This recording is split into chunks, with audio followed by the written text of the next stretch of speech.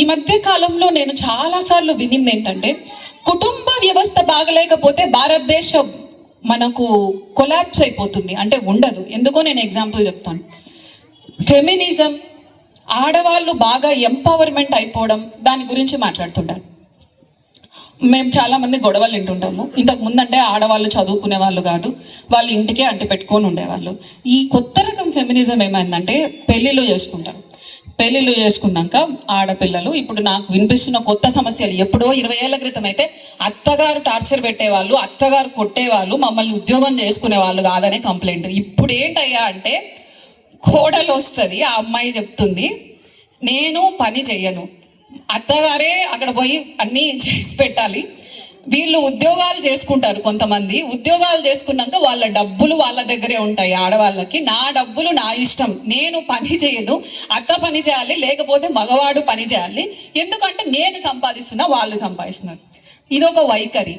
ఇంకొక వైఖరి ఏంటంటే, హైదరాబాదు బెంగళూరు పోయినప్పుడు ఇంకా వాళ్ళని చూస్తాను నేను, ఆడపిల్లల్ని. మగపిల్లలన్నా కొంచెం మేలేమో కానీ వాళ్ళ వస్త్రధారణ, అసలు నేను కూడా మోడర్న్గానే ఉంటాను, కానీ అంటే బయటకు వచ్చినప్పుడు ఒక లెఫ్ట్ హ్యాండ్లో సిగరెట్ పట్టుకొని తాగడము, రైట్ హ్యాండ్లో ఫోన్లు చూసుకోవడము, మందు బాటిల్లు పెట్టుకోవడము. ఏంటంటే, ఆడవాళ్ళు తాగుతారా తాగరా అని నేను చెప్పట్లేదు, కానీ దీన్నే ఫెమినిజం అనుకుంటే ఎట్లా? ఫెమినిజం అంటే మగవాడు తాగితే నేను తాగుతా, మగవాడు మందు తాగితే నేను మందు తాగుతా, మగవాడు బట్టలు ఇప్పేసుకుని తిరిగితే నేను బట్టలు ఇప్పేసుకుని తిరుగుతా. ఇది కాదు ఫెమినిజం అంటే.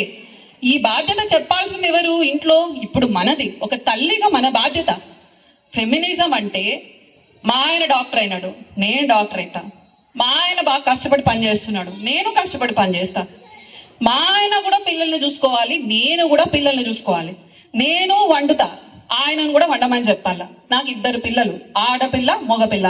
ఆడపిల్లని తక్కువ చూసేది లేదు, మగపిల్లని ఎక్కువ చూసేది లేదు. అట్లనే ఆడపిల్లని నెత్తి మీద పెట్టుకొని నువ్వేం పని చేయొద్దని చెప్పేది లేదు, మగపిల్లడు నువ్వే అన్ని చేయాలని చెప్పేది లేదు.